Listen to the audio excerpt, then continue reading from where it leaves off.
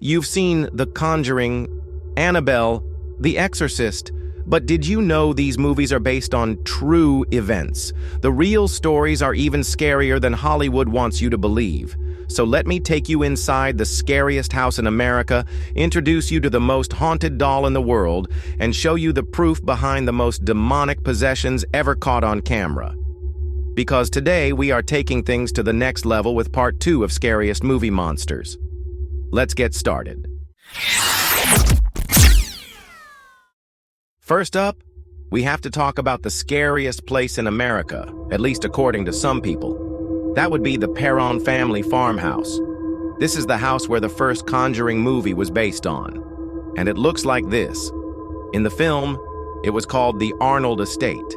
And if you've seen the movie, you remember that they say this place is one of the most evil places in New England. And well, apparently it's for rent. What? Would you dare stay here? It honestly looks so creepy. Anyway, in the movie, the family moves into the farmhouse and soon they start experiencing strange phenomena, shaking beds, flickering lights, objects flying across the room. They also meet a mysterious woman named Bathsheba Sherman, who turned out to be a very unpleasant character. See, Bathsheba tried to kill her own son because she believed he was the devil. After killing her son, she turned to witchcraft and eventually made a deal with the devil himself. And when the Perron family moved into the house, they unknowingly awakened Bathsheba from her slumber.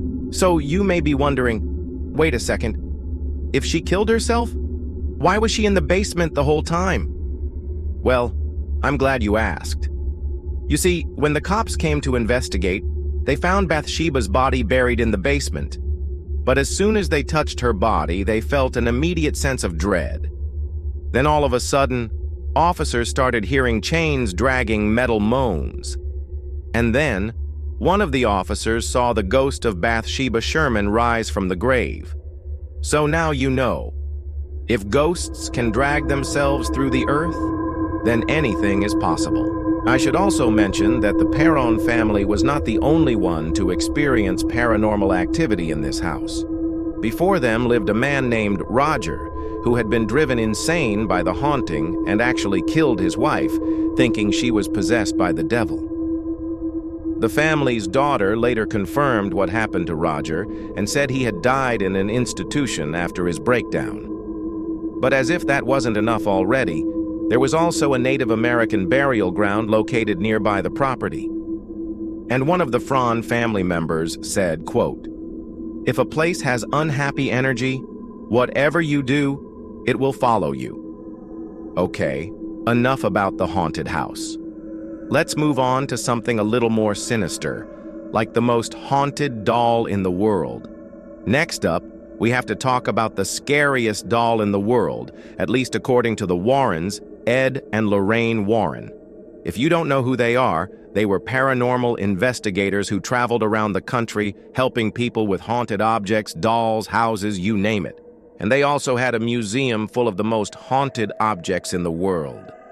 And you can see it for yourself right here. Here it is, the scariest doll in the world. At first glance, it looks like any other old doll, but trust me, there's nothing ordinary about this one. In fact, it was so scary that the Warrens wouldn't even allow visitors to touch it. And even though it was locked up tight, visitors reported seeing the doll moving on its own. So how do we know that it's haunted? Well, let me tell you the story behind it.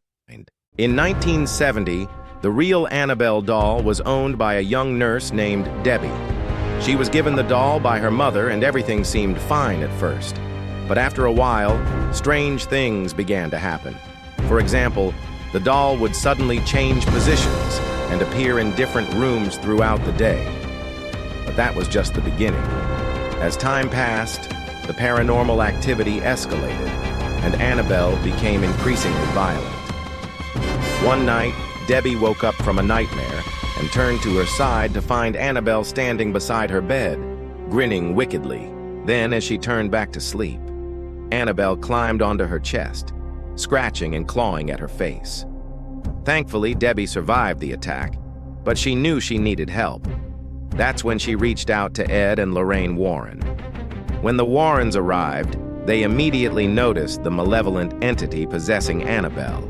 To protect Debbie and others, they took the doll back to their home. Unfortunately, Annabelle's evil presence followed her, even to the Warrens' home. Once, Lorraine Warren was reading a book in her room when she suddenly heard footsteps approaching. She turned to see Annabelle standing at the foot of her bed, staring directly at her. Lorraine couldn't move. She was frozen with fear. Annabelle then levitated toward her, extending a finger and moving it ominously. Lorraine screamed and crossed herself frantically, summoning the courage to drive the demon back to the doll. Every night for a week, Annabelle tormented Lorraine, moving around the room and shaking her bed. Finally, the Warrens performed an exorcism, banishing the demon. However, the spirit returned. Now desperate, Lorraine turned to higher authority, asking God himself to take care of the doll. Suddenly, Annabelle fell to the floor, never to move again. The Warrens kept Annabelle in their museum until their deaths, warning visitors to never touch her. Even in death, Annabelle remained a symbol of pure evil.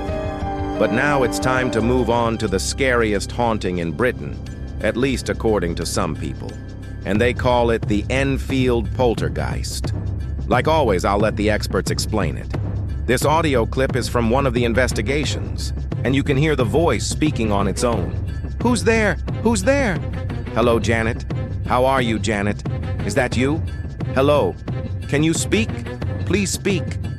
Hello. Come on, speak. Oh, I want to come out. Let me out. Let me out. Let me out.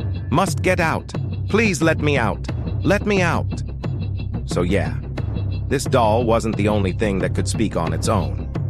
In the movie, it shows a single mother and her 4 children living in a council house in London. Soon they start hearing footsteps, doors slamming, shaking beds, books flying off shelves, and of course, the voice speaking on its own. And it gets worse when a doctor comes over and tries to examine the mother. And then all of a sudden, one of the kids starts levitating above the bed. But hey, maybe we can just write that one off as a trick. But this photo is not fake.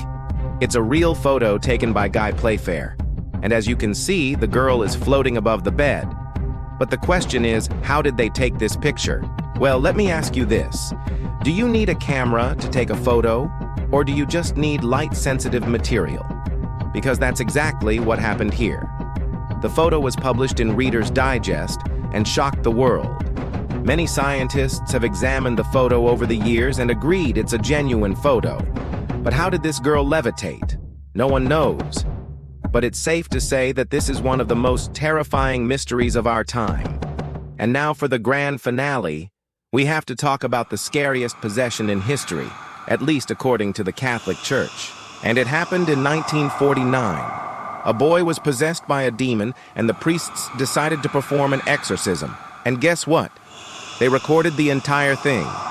First, let me show you the hospital records, then I'll show you the priest's notes, and finally I'll show you the newspaper report. Okay, let's start with the hospital records. Here they talk about the patient being violent, kicking, screaming, uncontrollable laughter, even biting the priest. Then we have the priest's notes. And this is pretty interesting because they talk about the exorcism itself. Apparently, they had to perform multiple exorcisms over a period of 3 weeks. And each time they did, the demon inside him became more and more enraged. And finally, we have the newspaper report. And this is crazy. They don't just say that a boy was exorcised, but they also include quotes from the mother saying her son was possessed by Satan. And they even describe the symptoms the boy experienced. Things like the left side of his mouth curling upward, eyes rolling, foam coming out of his mouth. Now, some people say this story is made up, but others claim it's the most documented exorcism in history. But what do you think? Do you believe these are real hauntings or just Hollywood exaggeration? Drop your thoughts in the comments below. And don't forget to subscribe for more true horror stories. Thanks for watching.